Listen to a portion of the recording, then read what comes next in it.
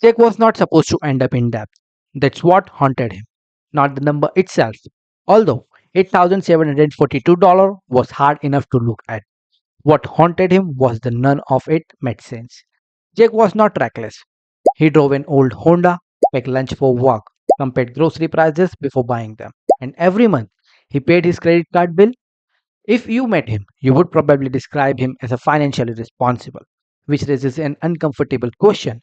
How does someone like Jake end up nearly $9,000 in debt without even realizing it's happening?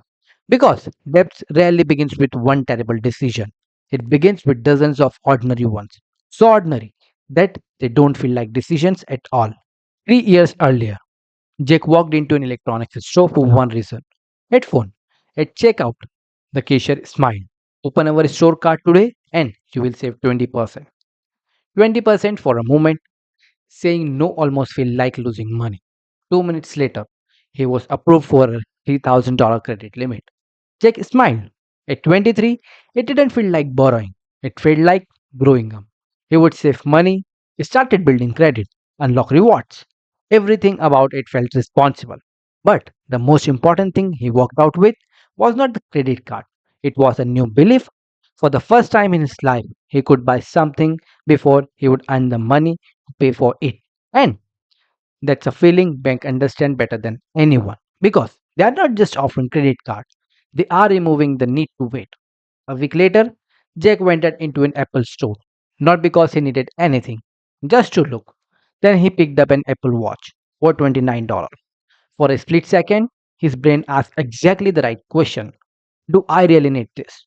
Then another thought quietly replaced it. It's only for $29. Notice what happened. Not once did Jake ask, am I spending for $29? At the register, he taped this new card. Approved. 3 seconds, no cash leaving his hand, no feeling of loss. Just a brand new watch on his wrist. 30 days later, his first statement arrived. Balance for $29. Minimum payments $35. Jack smiled. That's easy. And that's the moment everything changed. Not because of the Apple Watch, not because of the $35, because Jack unknowingly adopted a habit that millions of Americans share: spend today, pay tomorrow. It sounds harmless until tomorrow keeps moving. And before Jack could understand why $35 never seems to make a difference, he first has to discover the business he had unknowingly become a part of. Jack didn't wake up one morning buried in debt. Nothing dramatic happened. Life simply kept happening. Coffee before work, guests on the way home, dinner with friends, birthday gift, a streaming subscription quietly renewing in the background. None of those purchases felt dangerous. That's exactly why they were. Because debt almost never arrived disguised as a bad decision.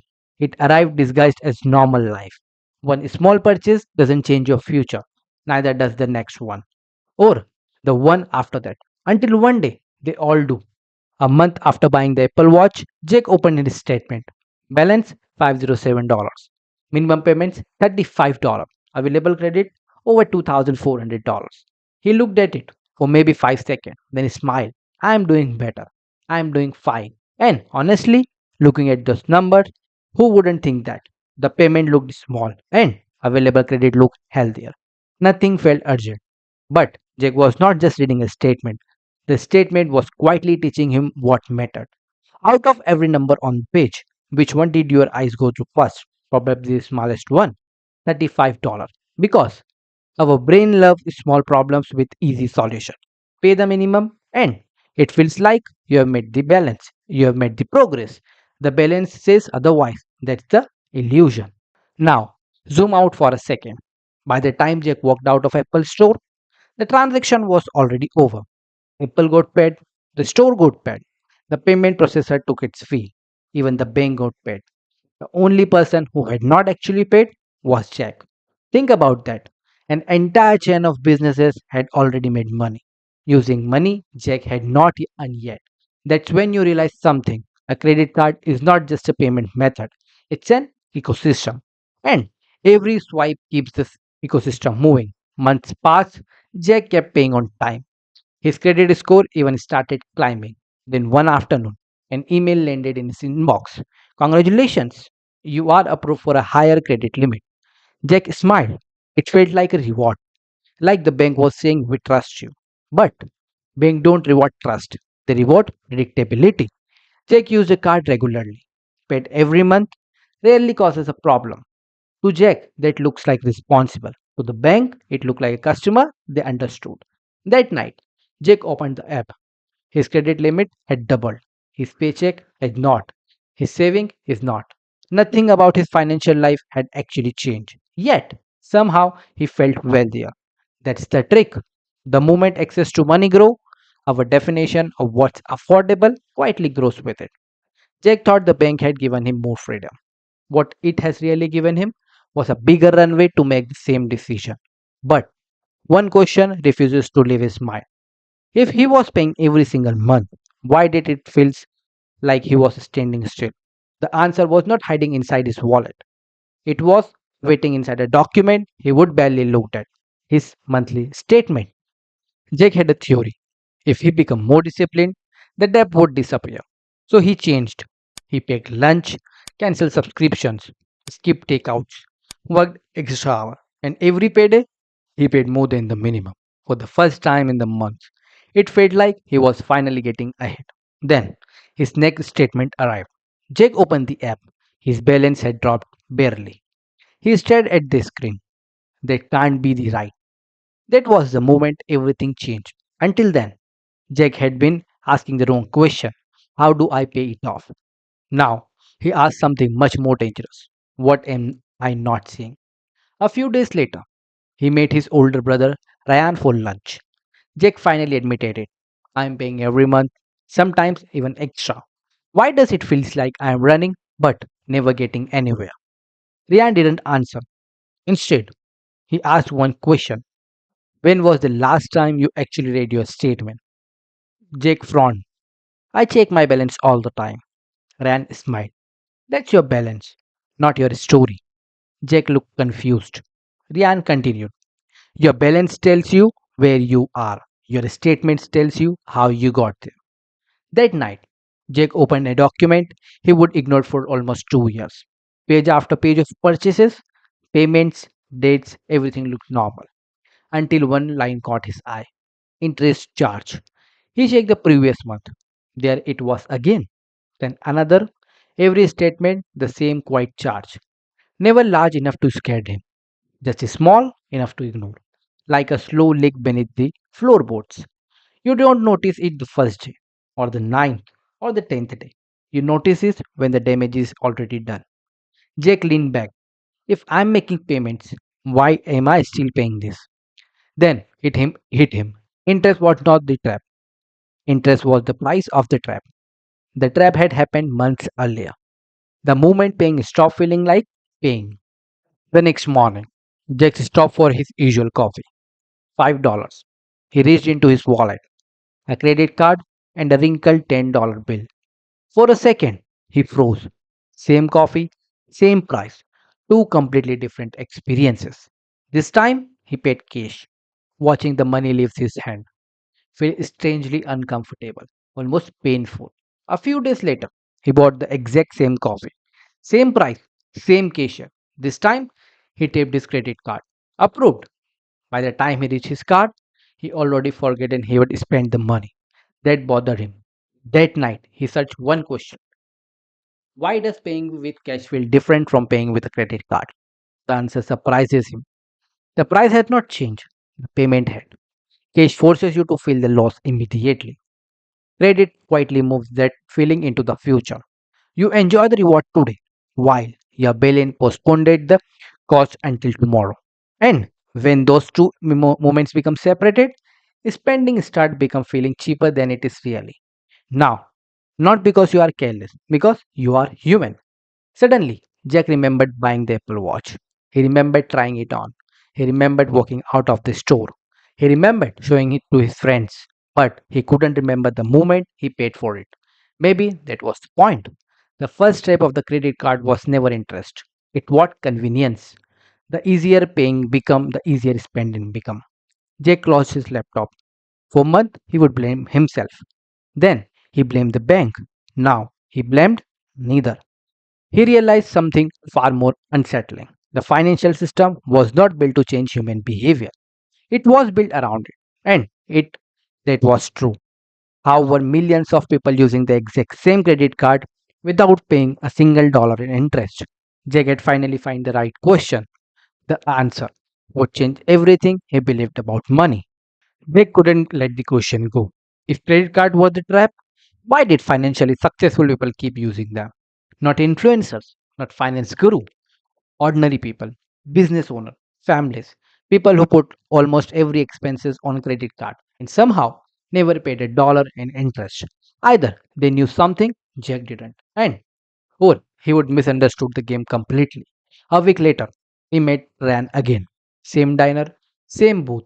Jack didn't waste time. Do you use your credit card? Ryan didn't answer. He opened his wallet. One, two, or three credit cards. They started instead. You are kidding.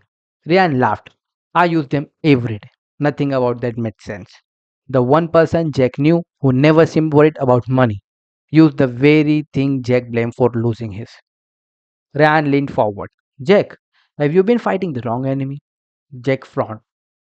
Ryan pointed towards the credit card sitting on the table. The piece of plastic has never ruined anyone's finances. Ryan let the words hang in the air for a moment. Then he picked up the salt shaker. Jake sat in silence. Ryan picked up the salt shaker. This won't ruin your lunch. He set it back down, and it wouldn't make it taste better. The hand using it decides that. For the first time, Jake stopped seeing the credit card as a villain. The card never bought the Apple Watch. Jack did. The card never believed $35 meant progress. Jack did. The card had never been making decisions. It had simply been making his decisions early easier. That night, Jake searched something he would never searched before. How do people use credit card without paying interest? The answer shocked him.